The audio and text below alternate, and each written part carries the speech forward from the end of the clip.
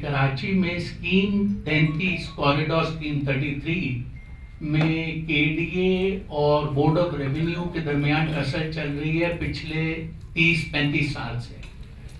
ये tussle despite personal intervention of the then governors and the chief ministers resolve नहीं हुई है, जिसके नतीजे में कराची वालों के अरबों रुपए डूब चुके हैं स्कीम 33 कॉरिडोर में। आपको पता है कि एक एक जमीन के टुकड़े की लीज केडीए ने भी इशू की हुई है और बोर्ड ऑफ रेवेन्यू ने भी की हुई है। तो how do you want to resolve it as chairman Abad? एक चीज तो ये हो गई। दूसरी मेरी गुजारिश आपसे ये है कि रेवेन्यू मैटर्स लैंड डिस्प्यूट्स में आबाद एक डिस्प्यूट रेजोल्यूशन सेल क्यों नहीं बनाता कि दो प्राइवेट पार्टीज में अगर जमीन का झगड़ा है आबाद उसको आर्बिट्रेट करे and that should have legal effect as an award, जैसे आर्बिट्रेशन एक्ट में एक अवार्ड होता है जो कि सीधा जाके किसी भी हाई कोर्ट से डिग्री हो जाए। मेरे ये दो इश्यूज हैं, काइंडली इस पे रोशनी डालिए। स्कीम 33 के हवाले से मैं बताऊं कि पहले हमेशा केडीए डेवलप करता था स्कीम्स, कोई रेवेन्यू वालों ने कभी डेवलपमेंट नहीं की और अलॉटमेंट भी नहीं करते थे इंडिविजुअल्स को।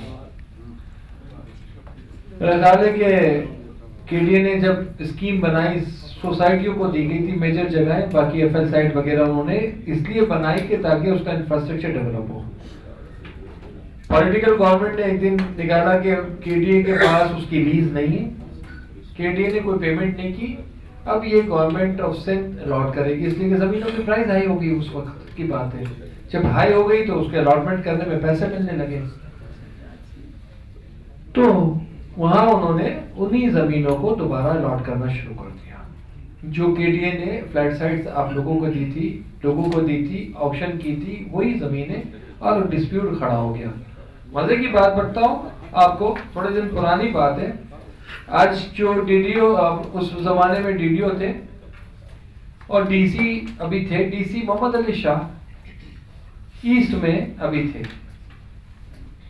तो हमने कहा ये क्या है, तो उन्होंने कहा यार ये रेवेन्यू की लैंड है और उन्होंने केडीए ने पेमेंट नहीं की है और ये हम उसमें कुछ नहीं कर सकते, केडीए से आप अपना क्लेम और जगह लें या केडीए को बताएं। जो मीटिंग गवर्नमेंट लेवल पे हमने सेट की, इत्तेफाक से एक हफ्ते पहले वो डीजी केडीए बन गए।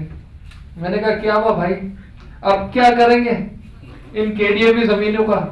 तो बोला ये केडीए सही है और केडीए की जमीनें हैं, अब ये डीसी की नहीं है।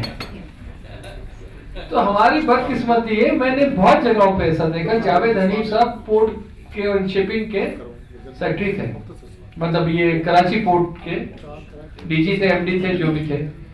तो उस वक्त पोर्ट में जितनी जमीनें थी वो सारी पोर्ट की थी। हमने कहा सर ये रेवेन्यू लैंड होती है, जो भी जगह कानून लिखा हुआ है कि पानी छोड़ के जाएगा वो रेवेन्यू लैंड होगी, जो भी बेट एरिया होगा सारा रेवेन्यू बोर्ड ऑफ रेवेन्यू के अंडर आएगा, ये बुक है। बोला नहीं। इत्तेफाक से वही बोर्ड आ गए, आपका मेंबर एलयू, उन्होंने ही वो अलॉटमेंट की। तो मैंने कहा क्या हुआ सर? कह रहा ये जमीनें गवर्नमेंट ऑफ सिंध की है। तो ये हाल है हम लोगों का। तो डेफिनेटली इसको किसी हायर फोरम पे सेटल कराने की जरूरत है और इन सबको बैठाने की भी जरूरत है ताकि हो सकता है। लेकिन ये तो मेरे पास दोनों मिसालें मेरे सामने की और मैंने दोनों से सवाल किए थे, तो ये कंडीशन है। तो लेकिन बेहतर हो सकता है इसको, अगर सिंध गवर्नमेंट चाहे, सिंध गवर्नमेंट के अंदर तो दोनों आते हैं ना, मतलब ये लोग भी आते हैं और सारी गवर्नमेंट उसकी कंट्रोल है, सिंध गवर्नमेंट लैंड भी दे रही है, तो वो बैठ के चाहे। लेकिन वो सब चाह पूरी हो जाएगी तो फिर हालात कैसे, माल कैसे मिलेगा?